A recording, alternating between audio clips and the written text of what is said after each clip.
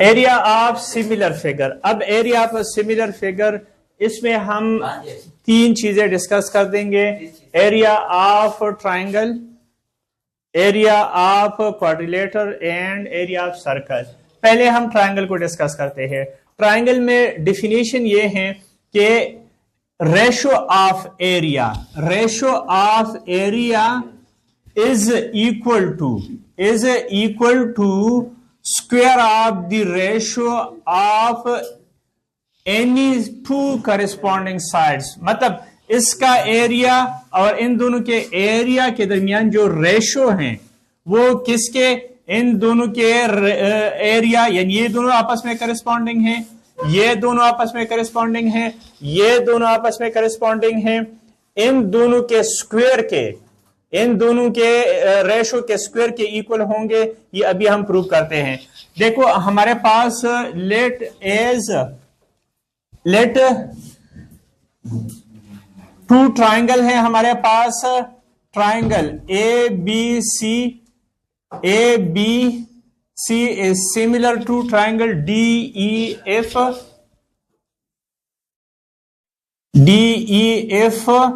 As क्या है, A B divided by D E is equal to B C divided by E F is equal to A C divided by D F. ये सारों के दरमियान देखो D F, अच्छा D F देखो 3/6 क्या आता है, 1/2, 5/10, 4/8, यानी सबका आंसर क्या आता है, क्लियर। एक बात, अब इसका एरिया हमने A1 सपोज करते हैं और इसका A2। Late area of triangle कौन सा, ABC is equal to A1 and area of triangle DEF is equal to A2। अब एरिया का फार्मूला क्या है, एरिया का फार्मूला क्या है, एज एरिया ऑफ ट्राइंगल का फार्मूला क्या है, 1/2 बेस मल्टीप्लाइड बाय हाइट या अल्टीट्यूड। ये फार्मूला है, क्लियर। तो A1 क्या किसके इक्वल होगा, A1 इज इक्वल टू क्या, बेस 1/2 मल्टीप्लाइड बाय बेस क्या है, ये बेस तो 4 और हाइट इसका क्या है 3। ये क्या आ गया है, ये 2, तो क्या आ गया है 6 एंड A2 क्या आएगा 1/2 बेस क्या है इसका 8 मल्टीप्लाइड बाय हाइट 6। ये कट जाएगा तो क्या आ जाएगा 24। नाउ रेशो क्या आ जाएगा, ratio A1 divided by A2।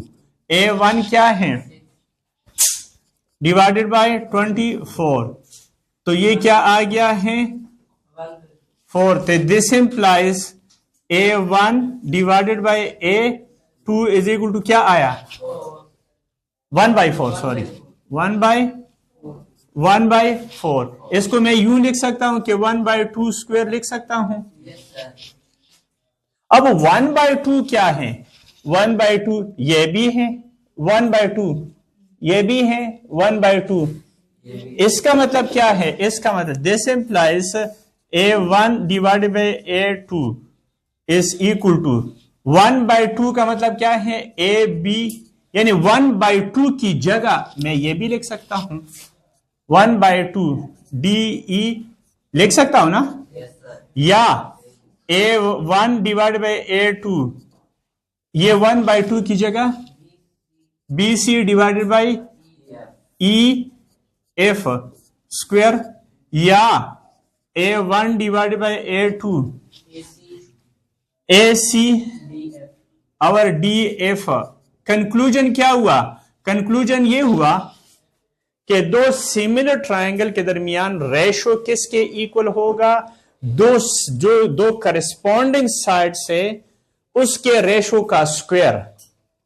दो करस्पॉन्डिंग साइड जो दो करस्पॉन्डिंग साइड से उसके रेशो का स्क्वायर, यानी मैं इन दोनों का रेशो निकाल लूंगा।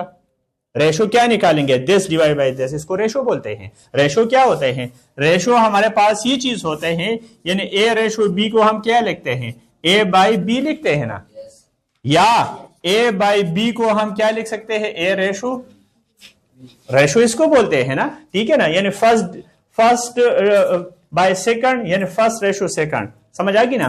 तो इन दोनों के दरमियान रेशो या इन दोनों के दरमियान रेशो या इन दोनों के दरमियान रेशो, अगर उसका स्क्वायर लूंगा तो वो एरिया के स्क्वायर के इक्वल होगा। ये कंक्लूजन क्या है? ये देखो, ये दोनों साइड्स हमारे पास क्या है? Corresponding sides. ये दोनों हमारे पास क्या है? करस्पॉन्डिंग। मैंने क्या बोला था?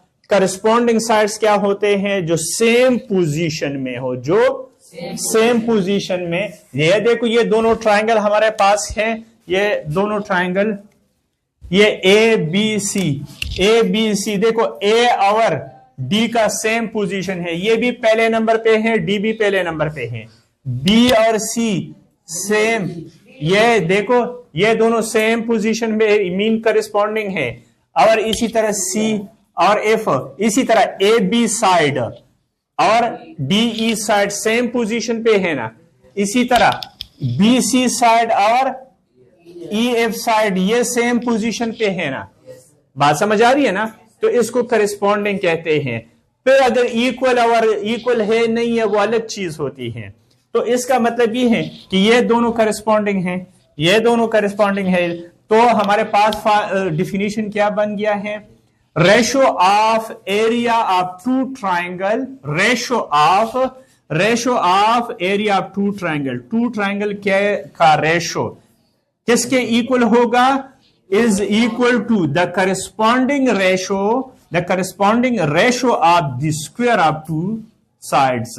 कोई भी दो साइड ले, कोई भी दो साइड सपोज कर दे, जो करस्पॉन्डिंग साइड से उसके दरमियान रेशो मालूम कर दे, वो किसके? उसका स्क्वायर लेके वो एरिया के रेशो के स्क्वायर के इक्वल होगा। ठीक है ना?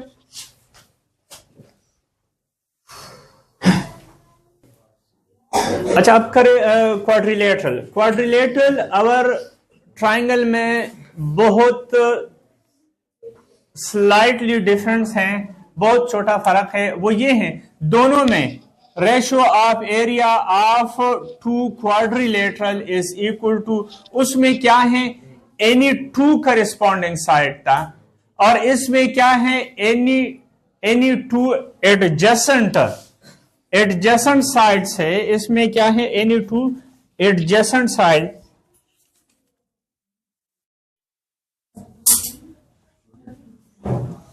एनी टू एडजेसेंट साइड मतलब इन दोनों के दरमियान, यानी ये दोनों और ये दोनों, ठीक है ना, इसमें भी कोई भी दो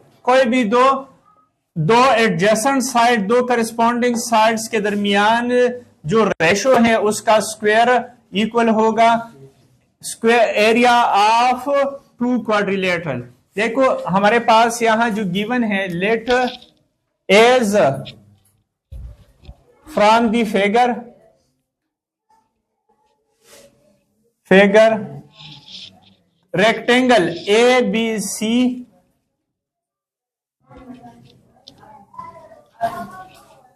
ABCD and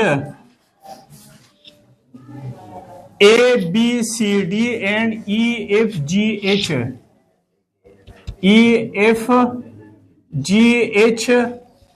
are similar as क्यों सिमिलर हैं? क्योंकि AD divided by EH is equal to A B divided by E F. अच्छा, ये दोनों इक्वल हैं। एक और बात, ये दोनों 90-90 एंगल भी है, जरूरी नहीं है। ये पैरेललोग्राम में भी एक पैरेललोग्राम बनाते हैं, एक रेक्टेंगल बनाते हैं, फिर ये सिमिलर नहीं होंगे। वजह क्या है? क्योंकि पैरेललोग्राम में दोनों रेक्टेंगल में सारे 90-90 होते हैं, पैरेललोग्राम में जरूरी नहीं है 90। तो अगर हमने ये पैरेललोग्राम कर दिया जो बिल्कुल पैरेललोग्राम हो, रेक्टेंगुलर पैरेललोग्राम ना हो, तो फिर ये हमारे पास ये सिमिलर के लिए सिर्फ ये डिफिनीशन काफी नहीं है कि इसका रेशो डिवाइड बाय इन दोनों का रेशो और इन दोनों का रेशो इक्वल हो, बल्कि ये एंगल भी काफी है, ये एंगल भी होना चाहिए। तो ये 90-90 एंगल है, इसलिए। अच्छा, अब ये 2/4 क्या आता है? 1/2। और 3/6 क्या आते हैं? 1/2। ये दोनों 1/2। क्लियर? अब एरिया ऑफ रेक्टेंगल, क्या रेक्टेंगल ABCD, इसको A1 नाम देके, एरिया ऑफ रेक्टेंगल का formula length multiplied by weight, length multiplied by weight, यानी लेंथ मल्टीप्लाइड बाय वेट। क्या मतलब ये है? लेंथ क्या है? 3 मल्टीप्लाइड बाय 2। तो ये क्या आ गया है? A1 को हम ये 6। एरिया ऑफ रेक्टेंगल क्या? EFGH, इसका नाम ये 2 रख दिया है। ये क्या? Length multiplied by weight, 6 multiplied by 4। तो दिस इंप्लाइज A2 हमारे पास क्या आ गया? 24। अब रेशो क्या आ जाएंगे? रेशो इनके एरिया के दरमियान ratio A1 divided by A2। A1 क्या है? 6 डिवाइडेड बाय 24। ये क्या आ गया है? 1/4। तो this implies A1 divided by A2 ये किसकी इक्वल है? ये 1/4 को हम क्या 1/2 स्क्वायर लिख सकते हैं ना। 1/2 किसकी इक्वल था? इसके। तो ये क्या आ गया है? AD डिवाइडेड बाय EH का स्क्वायर। R इस तरह भी लिख सकते हैं, A1 divided by A2, sorry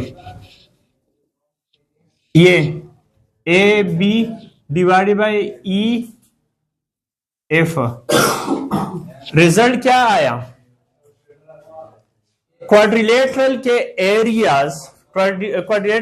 area ratio of the area of quadrilateral, इसको क्या बोलते हैं?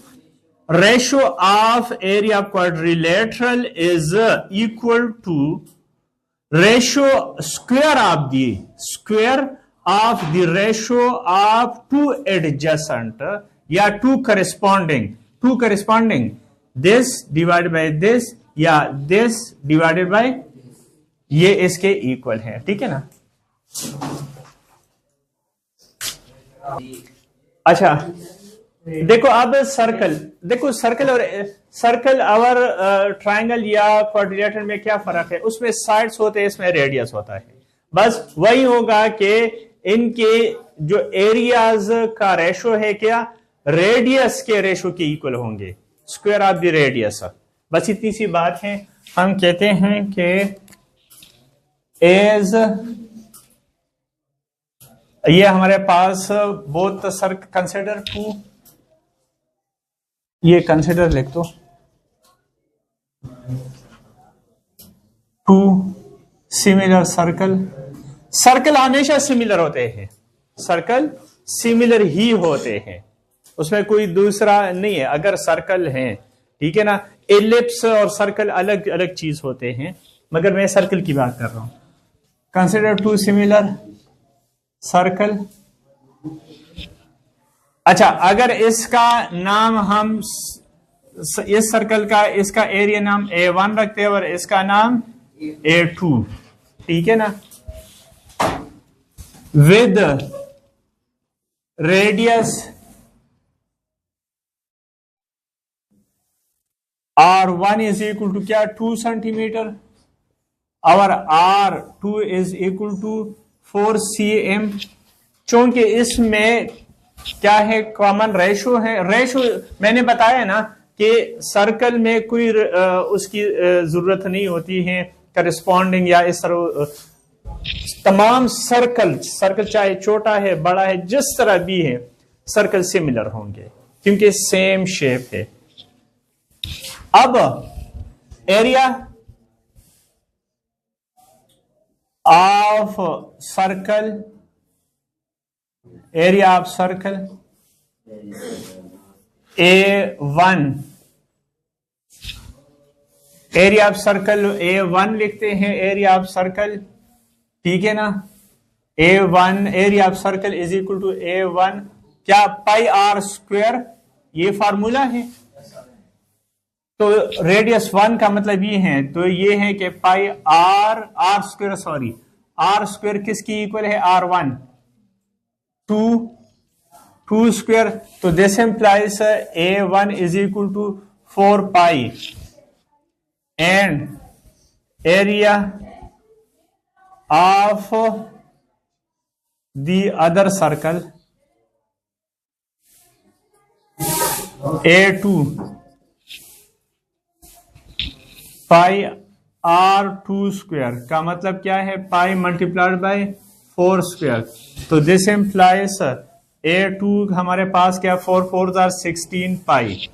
अब A1 divided by A2, A1 क्या है, 4 पाई डिवाइडेड बाय 16 पाई, पाई के साथ कट गया, 4 1s और ये, तो ये क्या गया, 1/4। This implies A1 divided by A2, इसको मैं लिख सकता हूं 1/2।